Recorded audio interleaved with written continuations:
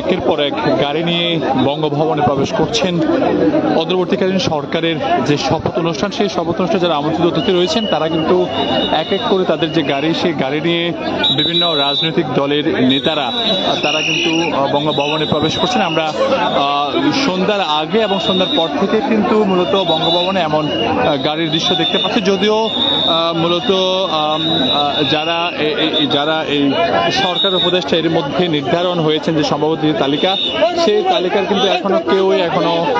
ভিতরে প্রবেশ করেননি। কিন্তু যারা আমন্ত্রিত অতিথি রয়েছেন তারা কিন্তু সন্ধ্যার আগে এবং পর থেকে এখনো তাদের যে লম্বা যে গাড়িবহর, সেই গাড়িবহর কিন্তু আমরা এখনো দেখতে পাচ্ছি। এবং আইন শৃঙ্খলা বাহিনীর সদস্যরা সেটি পরিষ্কার অর্থাৎ নিরবচ্ছিন্ন করার জন্য, ক্লিয়ার করার জন্য কিন্তু তারা ব্যবস্থা করছেন এবং একের পর এক গাড়ি কিন্তু আমরা ভিতরে প্রবেশ করতে দেখছি। এবং এরই মধ্যে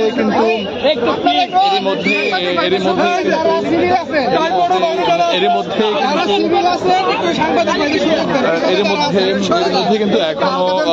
যে যারা রয়েছেন বিভিন্ন পর্যায়ের বিভিন্ন রাজনৈতিক দলের অতিথি তারা কিন্তু আমরা দেখতে পাচ্ছেন যে অতিথিরা কিন্তু এক এক করে ভিতরে প্রবেশ করছেন। দেখতে পাচ্ছেন যে আইন শৃঙ্খলা বাহিনীর সদস্যরা তারাও বেশ সতর্ক রয়েছেন। এবং জানিয়ে রাখি, মূলত এই যিনি সরকার প্রধান উপদেষ্টা, যিনি ডক্টর ইউনূস নোবেল বিজয়ী, তিনি কিন্তু আজ দুপুর 2টা 10 মিনিটে মূলত শাহজালাল আন্তর্জাতিক বিমানবন্দরে তিনি অবতরণ করেন এবং এরপরে তার যে থাকার যে বিষয়টি সেটি কিন্তু রাষ্ট্রীয় ভবন যে যমুনা, সেটির ব্যবস্থা করা হয়েছে। এবং এখনো কিন্তু তাদের যে মূল যারা উপদেষ্টা এর মধ্যে সম্ভবত তালিকাটি প্রকাশ করা হয়েছে অন্তর্বর্তীকালীন সরকারের, সেই উপদেষ্টারা কিন্তু এখনো তারা ভিতরে প্রবেশ করেননি। কিন্তু যারা আমন্ত্রিত অতিথি রয়েছেন তাদের যে গাড়িবহর, সেই গাড়িবহর কিন্তু একের পর এক বঙ্গভবনে আমরা প্রবেশ করতে দেখছি। এবং আইন শৃঙ্খলা বাহিনীর সদস্যরা বেশ সতর্ক অবস্থানে রয়েছেন। আমরা এর মধ্যে বেশ কিছু রাজনৈতিক দলের নেতাদের আমরা প্রবেশ করতে দেখেছি এবং সেখানে বিভিন্ন রাজনৈতিক দলের নেতারা রয়েছেন এবং এখনো কিন্তু তারা ভিতরে প্রবেশ করছেন। যেহেতু আজ রাত 8:30টায় অন্তর্বর্তীকালীন সরকারের যে শপথ অনুষ্ঠান, সেই শপথ অনুষ্ঠানে এক এক করে বিভিন্ন পর্যায়ের নেতারা যোগ দিচ্ছেন বঙ্গভবনে। এবং রাত 8:30টায় কিন্তু এই শপথ পাঠ অনুষ্ঠিত হওয়ার কথা রয়েছে। এবং এখনো পর্যন্ত আমরা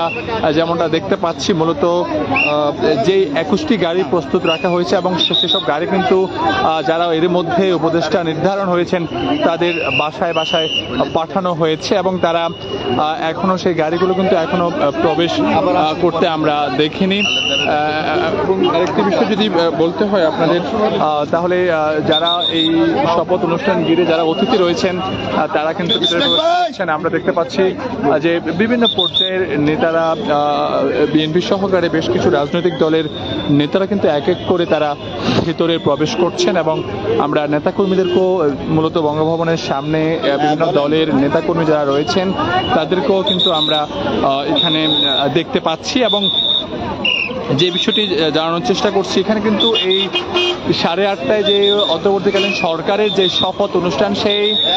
শপথ অনুষ্ঠান ঘিরে কিন্তু সাধারণ মানুষের যে ভিড় সেটিও বেশ লক্ষ্য করা যাচ্ছে এবং উৎসুক জনতার বেশ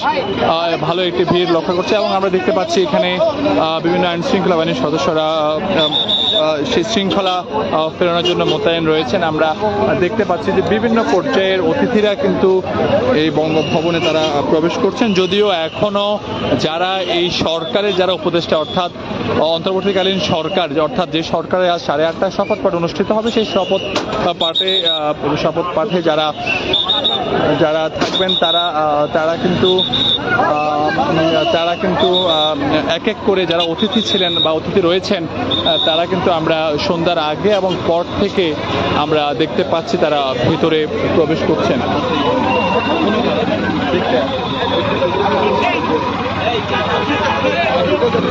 দর্শক দেখতে পাচ্ছেন যে এই মুহূর্তে আমরা রয়েছি বঙ্গভবনের সামনে এবং বিভিন্ন যারা এই আজকের শপথ ঘিরে যারা আমন্ত্রিত অতিথি রয়েছেন তারা কিন্তু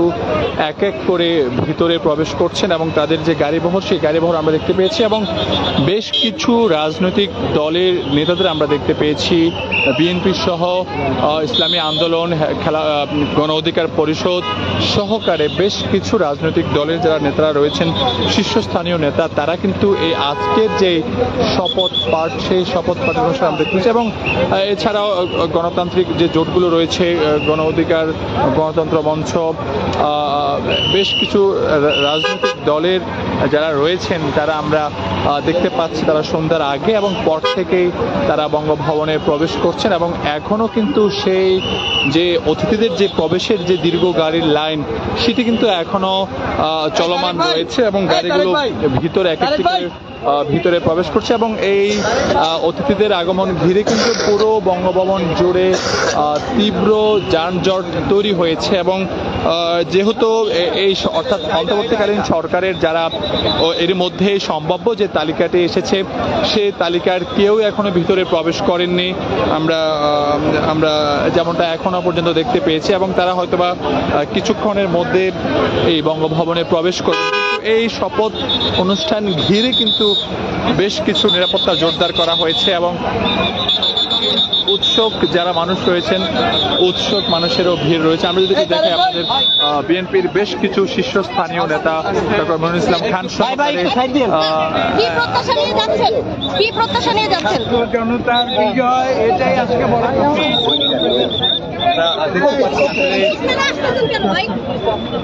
আমরা দেখতে পাচ্ছি যে আসলে বিভিন্ন পর্যায়ের বিএনপির শীর্ষস্থানীয় যারা নেতা রয়েছেন তারা কিন্তু ভিতরে প্রবেশ করছেন এক এক করে এবং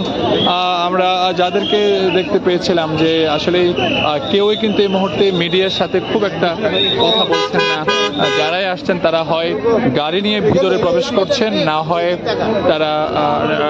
হয় তারা গাড়ি রেখে পায়ে হেঁটে তারা বঙ্গভবনে প্রবেশ করছেন। দর্শকের মধ্যে যুক্ত রয়েছে আমরা বঙ্গভবন থেকে এবং যেহেতু আজ অন্তর্বর্তীকালীন সরকারের যে শপথ সেই শপথ রাত 8:30 অনুষ্ঠিত হওয়ার কথা রয়েছে এবং সেই শপথ পাঠ ঘিরে কিন্তু পুরো বঙ্গভবন জুড়ে নিরাপত্তা জোরদার করা হয়েছে এবং যারা আমন্ত্রিত অতিথি রয়েছেন তারাও কিন্তু এই যে বঙ্গভবনের সামনে তারা অবস্থান করছেন আমরা এমনটিও দেখতে পেয়েছি।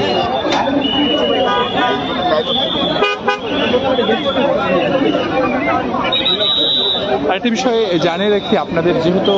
আজ দুপুর 2:10 মূলত যিনি অন্তর্বর্তীকালীন সরকারের প্রধান উপদেষ্টা ডক্টর মোহাম্মদ ইউনূস তিনি আজ দুপুর 2:10 বাংলাদেশের যে সরকারের যিনি প্রধান উপদেষ্টা ডক্টর ইউনূস তিনি কিন্তু এখনো এই বঙ্গভবনে প্রবেশ করেন এবং তার সাথে যারা সম্ভাব্য উপদেষ্টা থাকবেন তারাও কিন্তু এখনো তারা ভিতরে প্রবেশ করেন।